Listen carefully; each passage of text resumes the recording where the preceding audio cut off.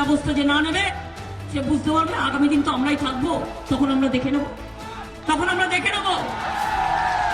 ভোটের পরে তো সব পালাবে, তখন বলবে আর কিছুদিন সেন্ট্রাল ফোর্সকে রেখে দাও, আর কিছুদিন সেন্ট্রাল ফোর্সকে রেখে দাও, যেন আমাদের বাঁচিয়ে দেয়। তারপর তারপর তারপর এখন আর দেরি নয়। नमस्कार, स्वागत है आपका हमारे चैनल पर। मैं हूं आपके साथ शिप्रा सैनी। बंगाल में हिंसा और आगजनी के खिलाफ बीजेपी ने मोर्चा खोल दिया है। ममता बनर्जी की सत्ता में वापसी के साथ ही बंगाल में कानून व्यवस्था तार तार होती नजर आ रही है। बीजेपी कार्यकर्ताओं, समर्थकों और नेताओं को लगातार निशाना बनाया जा रहा है, उन पर हमले हो रहे हैं और हत्याएं लगातार उनकी की जा रही हैं, जिसको लेकर अब बीजेपी लगातार पश्चिम बंगाल में ममता बनर्जी पर हमलावर नजर आ रही है। सिर्फ इतना ही नहीं, बंगाल से जो तस्वीरें निकलकर सामने आ रही हैं वो अपने आप में रोंगटे खड़े करने वाली हैं, क्योंकि महिलाओं के साथ जिस तरीके की बदसलूकी वहां हो रही है वो जाहिर तौर पर लगातार सवाल ममता बनर्जी पर खड़े कर रही हैं कि महिला सुरक्षा की बात करने वाली और खुद एक महिला होने के नाते किस तरीके से महिलाओं के साथ वहां लगातार टीएमसी के ये गुंडे बदसलूकी कर रहे हैं, बलात्कार की खबरें भी लगातार सामने आ रही हैं। तो ये फिलहाल तस्वीर है जो ममता बनर्जी की सत्ता में वापसी के साथ ही पश्चिम बंगाल से निकलकर सामने आ रही है। बेहद भयावह तस्वीर है जो लगातार सोशल मीडिया पर सर्कुलेट हो रही है। बीजेपी के तमाम नेता और सोशल मीडिया यूजर्स ने बंगाल की कानून व्यवस्था पर सवाल उठाते हुए ममता बनर्जी सरकार को घेरना शुरू कर दिया है और बंगाल में जिस तरीके की हिंसा हो रही है उसको लेकर सोशल मीडिया पर हैशटैग शेम ट्रेंड कर रहा है। तो फिलहाल राष्ट्रपति शासन पश्चिम बंगाल में लगाया जाए, इसकी मांग भी शुरू हो गई है। हालांकि अभी तक पश्चिम बंगाल में ममता बनर्जी ने मुख्यमंत्री की शपथ नहीं ली है, लेकिन चुनाव जीतते ही किस तरीके से टीएमसी के ये गुंडे हिंसा पर उतारू हो गए हैं, इसकी तस्वीर लगातार पश्चिम बंगाल के अलग अलग इलाकों से देखने को मिल रही है। न सिर्फ पहले बीजेपी कार्यालय को निशाना बनाया गया, वहां आगजनी की गई, लेकिन उसके बाद बीजेपी कार्यकर्ताओं की हत्याएं और साथ ही महिलाओं से बदसलूकी अपने आप में भयावह तस्वीरें हैं जो इस वक्त पश्चिम बंगाल से निकलकर सामने आ रही हैं। फिलहाल आपको बता दें, केंद्रीय गृह मंत्रालय ने पश्चिम बंगाल में जो हिंसा हो रही है उस पर एक्शन लिया है। गृह मंत्री अमित शाह एक्शन में हैं और केंद्रीय गृह मंत्रालय ने राज्य सरकार यानी ममता बनर्जी से रिपोर्ट भी मांगी है कि जिस तरीके की हिंसा हो रही है उस पर गृह मंत्रालय को राज्य सरकार रिपोर्ट सौंपे।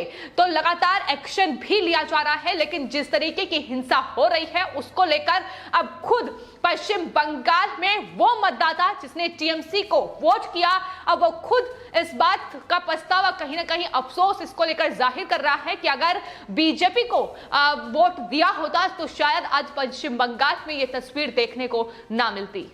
तो फिलहाल बंगाल में जिस तरीके की तस्वीरें निकलकर सामने आ रही हैं, लगातार बीजेपी कार्यकर्ताओं, नेताओं और यहां तक कि महिलाओं को निशाना बनाया जा रहा है। टीएमसी के ये गुंडे लगातार हमला करते नजर आ रहे हैं। इसको लेकर अब बीजेपी ने पश्चिम बंगाल में टीएमसी के खिलाफ मोर्चा खोल दिया है और बीजेपी ने इस बात की जानकारी दी है कि दरअसल बीजेपी कार्यकर्ताओं, समर्थकों को जो निशाना बनाया गया और जिस तरीके से उनकी हत्याएं की गई हैं, उनके परिजनों से मुलाकात करने बीजेपी अध्यक्ष जेपी नड्डा पश्चिम बंगाल जा रहे हैं। 4 और 5 मई को वो उन तमाम बीजेपी कार्यकर्ताओं के जो परिवार के लोग हैं उनसे मुलाकात करेंगे जिनकी हत्याएं की गई हैं, जिन पर हमले किए गए हैं। तो इस तरीके से अब जेपी नड्डा पश्चिम बंगाल के दौरे पर जा रहे हैं। लेकिन आपको बता दें, पश्चिम बंगाल में जेपी नड्डा पर भी हमला चुनावों में हो चुका है। तो ये फिलहाल कानून व्यवस्था है पश्चिम बंगाल की जो लगातार बिगड़ती नजर आ रही है, जिसको लेकर बीजेपी शुरू से ही हमलावर नजर आई है। लेकिन बीजेपी ने ट्वीट करते हुए न सिर्फ इस बात की जानकारी दी है बल्कि निशाना पश्चिम बंगाल की मुख्यमंत्री ममता बनर्जी पर भी साधा है। इसके अलावा फिर चाहे वो बीजेपी प्रवक्ता संबित पात्रा हो या फिर बीजेपी नेता कैलाश विजयवर्गीय हो, तमाम ये नेता पश्चिम बंगाल में जो हिंसा हो रही है और जिस तरीके से तस्वीरें लगातार सोशल मीडिया और टीवी न्यूज चैनल के जरिए निकलकर सामने आ रही है, उसे ट्वीट करते हुए लगातार ममता बनर्जी को घेरते नजर आ रही है। कैलाश विजयवर्गीय लगातार अपने ट्विटर अकाउंट पर ऐसी तमाम तस्वीरें पोस्ट करते नजर आ रही हैं जिसमें पश्चिम बंगाल में हिंसा की बानगी साफ तौर पर देखने को मिल रही है। किस तरीके से बीजेपी कार्यकर्ताओं के जो घर हैं वहां आगजनी की जा रही है, वहां टीएमसी के ये गुंडे घुसकर वहां उनके परिवार वालों को परेशान कर रहे हैं, उनके साथ मारपीट कर रहे हैं, खून खराबा नजर आ रहा है। तो ये फिलहाल पश्चिम बंगाल की तस्वीर है जो बदलने का नाम नहीं ले रही है।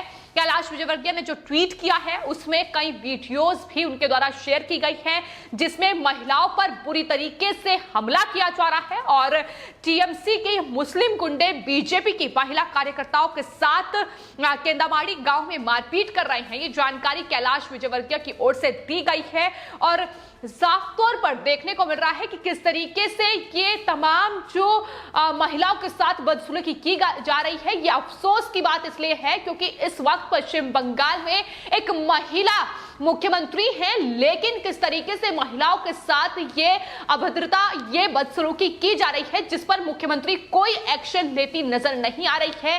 हिंसा, आगजनी, खून खराबे पर कोई गौर नहीं किया जा रहा है और यही वजह है कि लगातार बीजेपी घेरती नजर आ रही है। संबित पात्रा ने भी हाल ही में ट्वीट करते हुए ममता बनर्जी को घेरा है। उन्होंने एक ट्वीट किया है जिसमें ममता बनर्जी की सच्चाई को बयां किया है। उन्होंने ममता बनर्जी की एक चुनावी प्रचार के दौरान एक भाषण को ट्वीट किया है जिसमें ममता बनर्जी खुद कह रही हैं कि चुनाव के बाद का समय तो हमारा होगा, सेंट्रल फोर्सेस चली जाएंगी, उसके बाद जो हो रहा है वो हम सब देख रहे हैं। অন্যায় বিরুদ্ধে ব্যবস্থা যে না নেবে সে বুঝতে পারবে আগামী দিন তো আমরাই থাকবো, তখন আমরা দেখে নেব ভোটের পরে তো সব পালাবে, তখন বলবে আর কিছুদিন সেন্ট্রাল ফোর্সকে রেখে দাও, আর কিছুদিন সেন্ট্রাল ফোর্সকে রেখে দাও যেন আমাদের বাঁচিয়ে দেয়। তারপর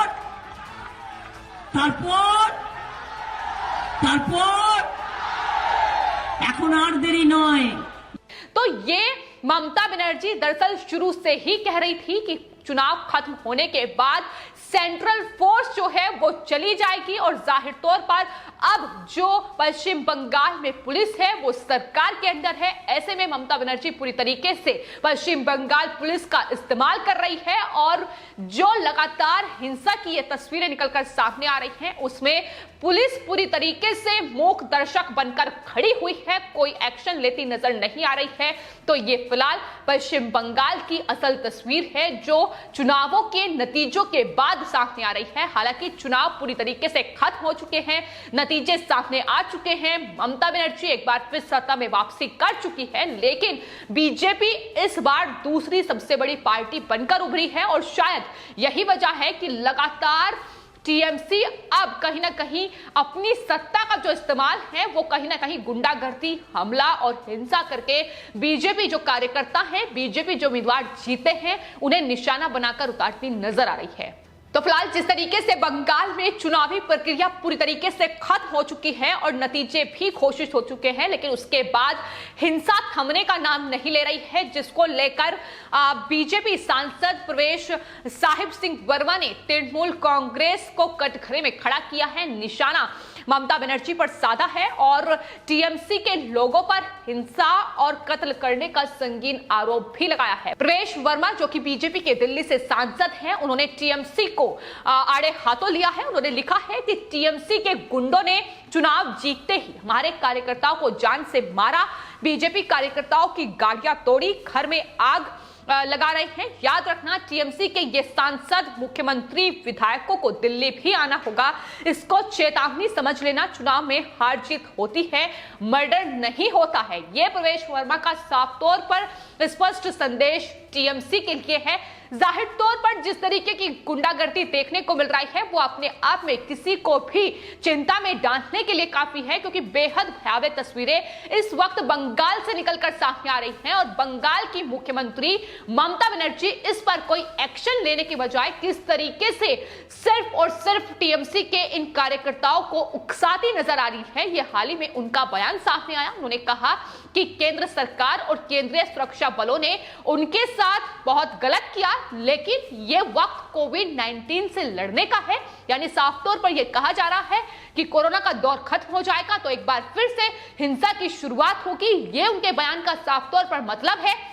और जिस तरीके से वो उकसा रही हैं, यही वजह है कि लगातार लोग अब राष्ट्रपति शासन की मांग पश्चिम बंगाल में कर रहे हैं। बीजेपी की ओर से पुरजोर तरीके से घेरा जा रहा है, फिर चाहे वो कैलाश विजयवर्गीय हो या तमाम जो स्थानीय नेता हैं बीजेपी के, वो लगातार इस आगजनी हिंसा और महिलाओं के साथ हो रही बदसलूकी को लेकर टीएमसी के इन कार्यकर्ताओं और साफ तौर पर उनका यह कहना है कि इस्लामिक स्टेट बनाने की तैयारी ममता बनर्जी कर चुकी हैं। चूंकि जिस तरीके से हिंदुओं की दुकानों, घरों और महिलाओं के साथ ये बदसलूकी की जा रही है, इससे ये तस्वीर साफ है कि ममता बनर्जी जो सिर्फ और सिर्फ पश्चिम बंगाल में तुष्टीकरण की राजनीति करती नजर आई है, वो एक बार फिर से शुरू हो चुकी है। और फिलहाल एक्शन की मांग ही लगातार पश्चिम बंगाल में हो रही है कि राज्यपाल जगदीप धनखड़ को कोई सख्त फैसला लेना चाहिए, राष्ट्रपति शासन पश्चिम बंगाल में लगे।